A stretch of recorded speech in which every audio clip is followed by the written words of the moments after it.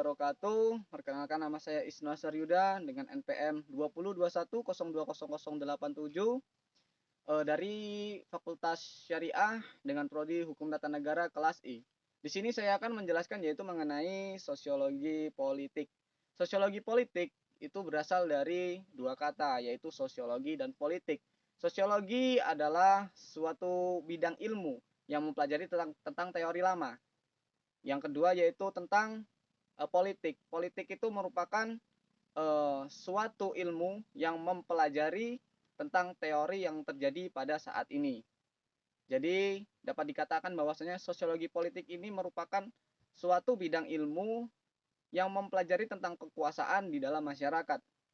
Ada beberapa para ahli yang mengatakan tentang sosiologi, yaitu Agus Comte ini mengatakan bahwasanya sosiologi merupakan suatu ilmu yang melihat, mengamati perilaku, interaksi dan konflik dalam masyarakat. Sedangkan Johnson ini mengatakan bahwasanya sosiologi itu memahami tentang ilmu pengetahuan membahas kelompok masyarakat. Sedangkan Country, menurut dia politik itu merupakan suatu ilmu yang mempelajari tentang suatu negara. Sosiologi ini ada dua para ahli yang mengatakan, yaitu yang pertama ada Leon dan yang kedua yaitu Althoff. Leon mengatakan bahwasanya sosiologi ini merupakan konsep yang lebih modern tentang sosiologi politik yang berkaitan erat dengan kekuasaan. Sedangkan Althoff ini mengatakan bahwasanya sosiologi ini bidang subjek yang mempelajari tentang mata rantai politik dan kekuasaan. Baik, untuk selanjutnya kita ke pengertian menurut Agus Comte, yaitu tentang sosiologi politik. Menurut Agus Comte, sosiologi politik itu merupakan cabang ilmu mengenai masyarakat, peran atas sosial, struktur sosial, dan perilaku masyarakat, dan proses interaksi dan konflik dalam masyarakat. Jadi dapat dikatakan bahwasanya sosiologi politik yaitu merupakan suatu cara individu atau kelompok untuk mencapai suatu tujuannya, yaitu kekuasaan di tengah-tengah masyarakat. Contohnya yaitu seperti gubernur. Oke, selanjutnya kita ke what does sociology matters. Kenapa kekuasaan itu dianggap penting? Karena kekuasaan itu merupakan suatu kekuatan yang mana mempengaruhi kelompok atau memaksa kelompok atau individu lain untuk mengikuti kehendaknya. Selanjutnya, lembaga negara itu berkaitan erat dengan kekuasaan.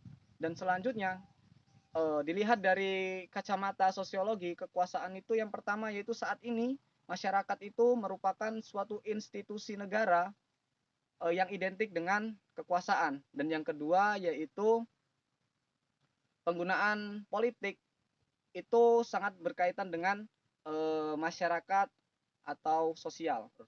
Baik, selanjutnya kita ke materi yaitu budaya politik. Budaya politik menurut Sydney yaitu kepercayaan empirik, simbol-simbol eksplisit, dan nilai yang menegaskan suatu situasi di mana tindakan politik dilakukan. Lebih lanjut lagi yaitu mengenai budaya politik, yaitu merupakan keyakinan yang dimiliki bersama oleh masyarakat. Namun setiap unsur masyarakat berbeda pula budaya politiknya, yaitu contohnya seperti elit politik dan masyarakat umum. Menurut Benedict, kebudayaan politik di Indonesia ini cenderung membagi elit politik dengan kelompok masyarakat. Sedangkan menurut Austin, budaya politik merupakan seperangkat pandangan-pandangan mengenai politik dan pemerintahan yang dipegang secara bersamaan. Oke, selanjutnya kita ke tipe-tipe budaya politik. Tipe-tipe budaya politik itu ada dua, yaitu sifat yang ditunjukkan dan orientasi politik. Sifat yang ditunjukkan itu ada dua, yaitu budaya politik militan dan budaya politik toleran.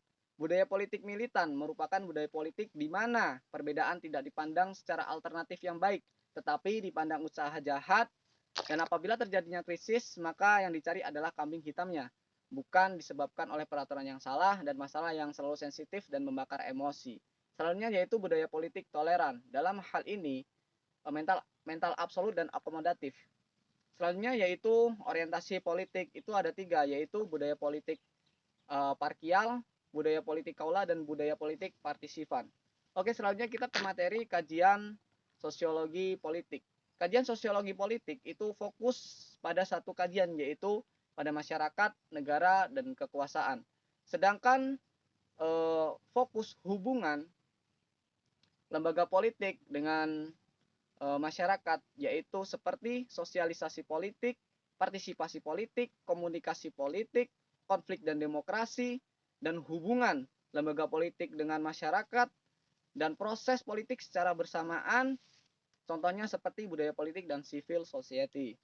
Oke, selanjutnya kita ke metode kajian sosiologi politik, yaitu ada 4. Yang pertama, pendekatan historis, pendekatan komparatif, pendekatan institusional, dan pendekatan behavioral.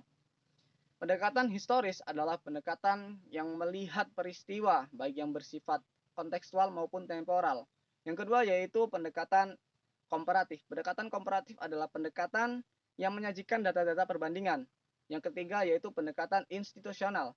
Pendekatan institusional adalah pendekatan yang menyajikan faktor-faktor kelembagaan, konstitusional, dan legalitas. Selanjutnya yang terakhir yaitu pendekatan behavioral. Pendekatan behavioral adalah pendekatan yang mana terfokus pada tingkah laku.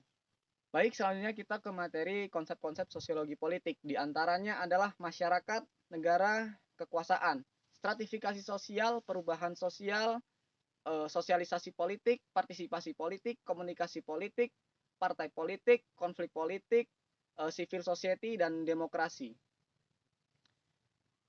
Selanjutnya kita ke metode sosialisasi politik. Ada beberapa faktor yang dapat mempengaruhi sosialisasi politik, yaitu yang pertama ada imitasi atau meniru, yang kedua yaitu sugesti.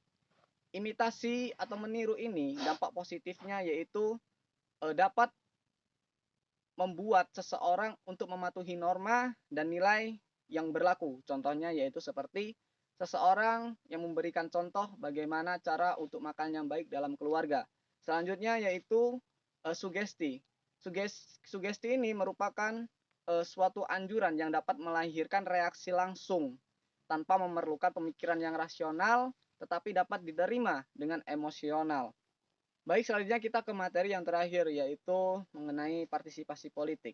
Partisipasi politik adalah segala kegiatan warga, masyarakat yang memiliki tujuan untuk mempengaruhi pengambilan keputusan dan kebijakan politik dalam kehidupan berbangsa dan bernegara. Posisi ini bisa seperti warga negara biasa, politisi, ataupun aktivis.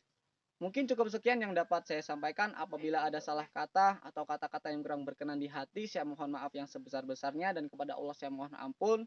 Saya akhiri. Wassalamualaikum warahmatullahi wabarakatuh.